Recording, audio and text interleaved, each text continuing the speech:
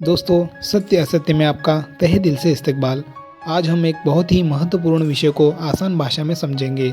भारत में सेक्युलरिज्म यानी धर्मनिरपेक्षता। भारत एक ऐसा देश है जहां अलग अलग धर्मों के लोग एक ही जगह, एक ही भूमि पर प्यार और सम्मान के साथ रहते हैं। हिंदू, मुस्लिम, सिख, ईसाई, बौद्ध, जैन, पारसी सबको बराबर अधिकार मिलते हैं। इसी बराबरी और आज़ादी को सेक्युलरिज्म कहा जाता है। तो चलिए जानते हैं सेक्युलरिज्म का असली मतलब क्या होता है। सरल शब्दों में सेक्युलरिज्म का मतलब होता है देश का कोई अपना धर्म नहीं होता और सरकार सभी धर्मों को बराबर सम्मान देती है। इसमें 3 बातें शामिल होती है।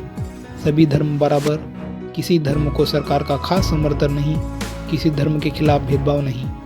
भारत में कोई भी व्यक्ति अपना धर्म मान सकता है, बदल सकता है, या कोई धर्म ना हो तो भी उसको अपना धर्म ना मानने की पूरी आज़ादी है। तो दोस्तों, क्या आपको पता है भारत में सेक्युलरिज्म क्यों ज़रूरी है?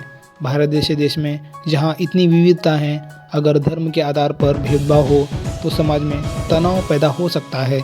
इसलिए संविधान ने यह व्यवस्था बनाई है कि चाहे आप किसी भी धर्म के हो, किसी भी भाषा के हो, किसी भी संस्कृति से आते हो, सरकार आपको बराबर का नागरिक मानती है।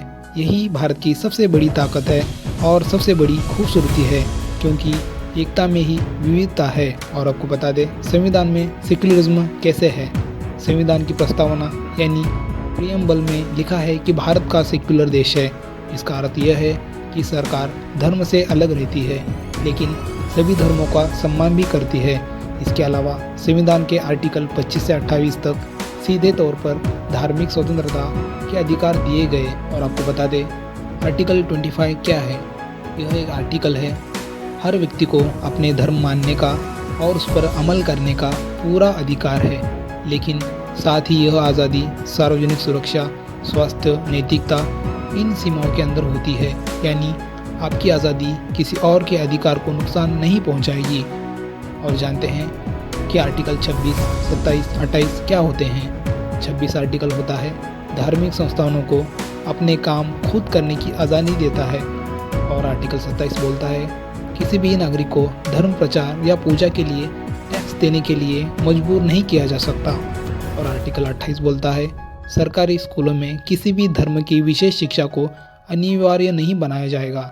यह सब मिलकर भारत को एक संतुलित, न्यायपूर्ण राष्ट्र बनाते हैं। और दोस्तों, आपको बता दें भारत का सेक्युलर मॉडल दूसरे देशों से अलग क्यों है। भारत का मॉडल दुनिया में अनोखा है। कई देश धर्म और राज्य को पूरी तरह अलग अलग कर देते हैं, लेकिन भारत में सरकार सभी धर्मों को सम्मान देती है। ज़रूरत पड़ने पर धर्म से जुड़े मामलों पर दखल भी देती है। किसी भी धर्म के गलत प्रथाओं को रोकने का अधिकार भी रखती है।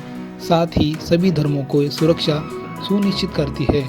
यह मॉडल पॉजिटिव सेक्युलरिज्म कहा जाता है। तो दोस्तों, आइए जानते हैं सेक्युलरिज्म कैसे काम करता है। भारत में सेक्युलरिज्म ऐसे काम करता है, सरकार धर्म के नाम पर फैसले नहीं लेती, सभी धर्मों के त्योहारों को सम्मान देती है।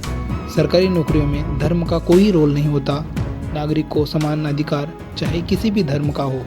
धर्म आधारित भेदभाव पर कानून से कार्रवाई होती है। धर्म के नाम पर हिंसा या नफरत फैलाना दंडनीय अपराध माना जाता है। तो चलिए यह भी जानते हैं कि भारत में सेक्युलरिज्म के उदाहरण कौन कौन से हैं। आप किसी भी मंदिर, मस्जिद, गुरुद्वारे में, चर्च में जा भी सकते हैं, चाहे आप किसी भी धर्म से संबंध रखते हो। स्कूल और ऑफिस में अलग अलग धर्मों के त्यौहार मनाए जा सकते हैं। सरकारी कामों में कभी भी नहीं पूछा जाता कि आप किस धर्म से हैं। शादी, पूजा, परंपराएं, हर धर्म को अपनी परंपराएं निभाने का पूरा आज़ादी है। भारत में धर्म लोगों को अलग नहीं करता, बल्कि एक दूसरे की संस्कृति को समझने का मौका भी देता है। और दोस्तों, इस सेक्युलरिज्म से हमको निष्कर्ष यही मिलता है कि भारत में सेक्युलरिज्म सिर्फ एक शब्द नहीं, बल्कि भारत की पहचान है, हमारी ताकत है। यह समझाता है कि धर्म लोगों को जोड़ता है और सरकार सभी धर्मों को समान नज़र से देखती है। भारत का सेक्युलरिज्म दुनिया को यह संदेश देता है कि अलग अलग धर्मों के लोग एक साथ रहकर एक मजबूत राष्ट्र बना सकते हैं। यही भावना भारत को महान बनाती है। यही भावना हमारी संविधान की नींव रखती है और यही भावना हमारी एकता की असली ताकत है। तो दोस्तों, ये थी परिभाषा सेक्युलरिज्म की। और ऐसे ही दिलचस्प टॉपिक आपके लिए लाता रहूँगा। इसलिए आप चैनल को सब्सक्राइब कीजिए और वीडियो को एक लाइक ज़रूर कीजिए। बहुत धन्यवाद।